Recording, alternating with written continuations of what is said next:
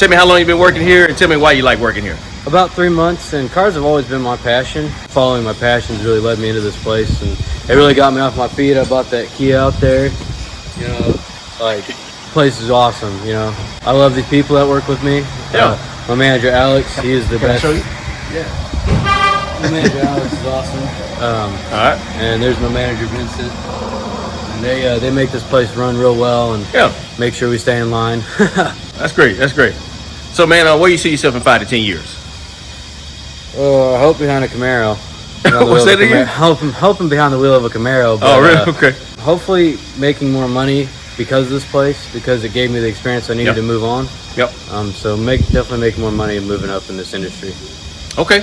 So I personally work for Oklahoma Baptist, and I asked you guys to do this interview with me because, you know, you guys working on my car, and I appreciate y'all patience. Y'all been really good to come by, and then it's very convenient for me to come home through here. So let me ask you a few spiritual questions, and then I'll give you something to put alongside what you believe in the end. I know a lot of people don't like to talk about spiritual things, but my dad's a preacher, so. Oh, for real? Yeah. Oh. I mean, I don't follow that same life path, but you know, if you want to believe in God, like that's all you know? Like I'm not gonna judge you, and I love you just the same. And that's not that I say like I'm not saying I discount God being real. It's just like until you know.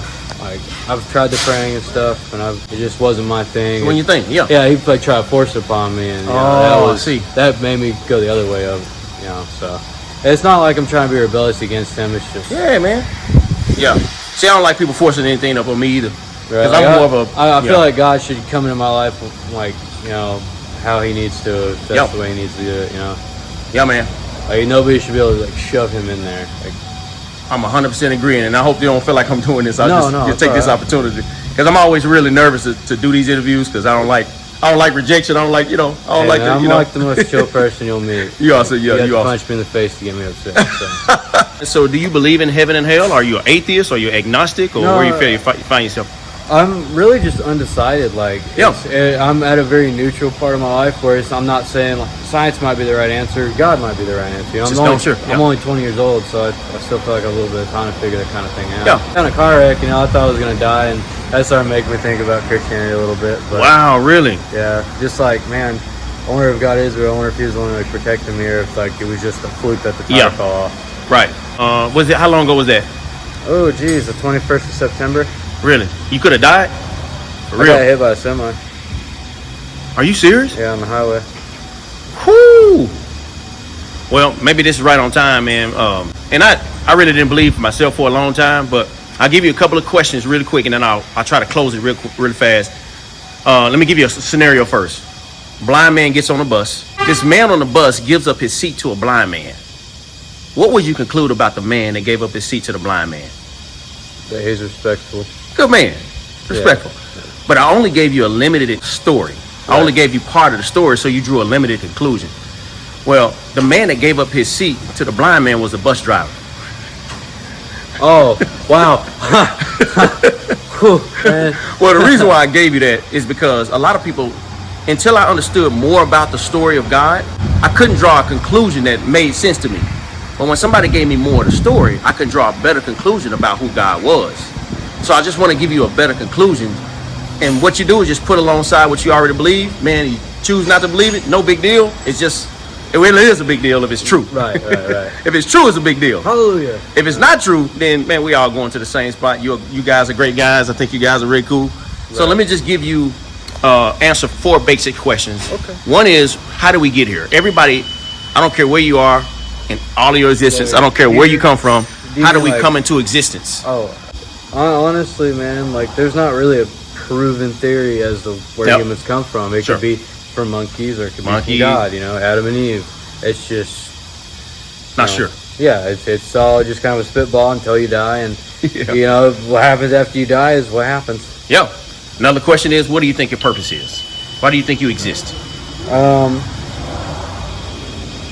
I haven't found it yet, but I'm looking. I really want to get into something with vehicles. So. Okay. All right.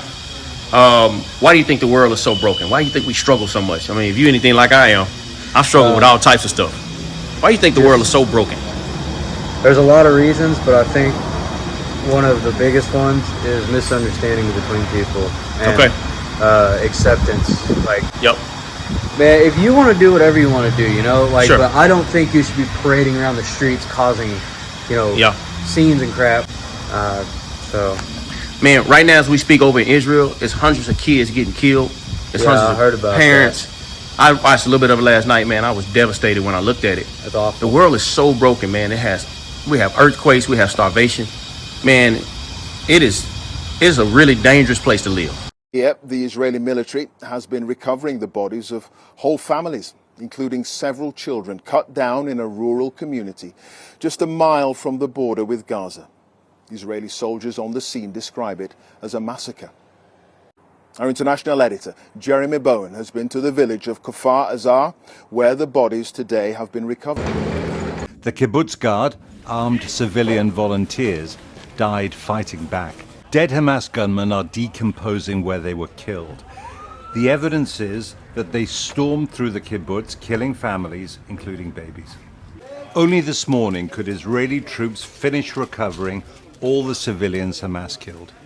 They have just jihad machine to kill everybody, without weapons, without nothing. Just normal citizens that want to take their breakfast, and that's all. And they kill them, and they cut some of their heads. It's aggressive thing to see. It's very difficult to see it. But we must remember who is the enemy. The woman under this cover, another officer said, was decapitated. He said they killed her in her front garden. Bodies of the dead Israeli civilians will have to be identified. Their murder was, without doubt, a war crime. But what about the Palestinian civilians Israel is killing in attacks on Hamas? But in only a few days, Israel has inflicted immense damage in Gaza. They've cut off supplies of food, water, and power and killed hundreds of civilians. Palestinian suffering, Israel says, is the responsibility of Hamas.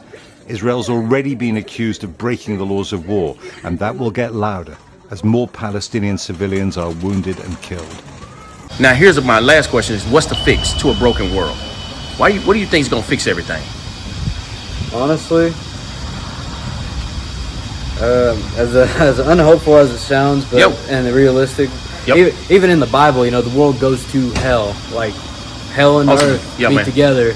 So I mean, that could be what we're in right now in the Christian standpoint. Sure. Or the world is just screwed. You know, Yeah. like nobody wants to do anything to fix what we're doing. Yeah. And so I think like the only way to fix the world is to stop and go and rewrite it. People still break the law. Like, like solving a lot of people's problems that are actually legitimately problems, like homelessness and crap like Sure. that, would stop a lot of thieving and crap. Well, Like, there's a lot. Like, yeah, cool. There's too many answers to give out, but.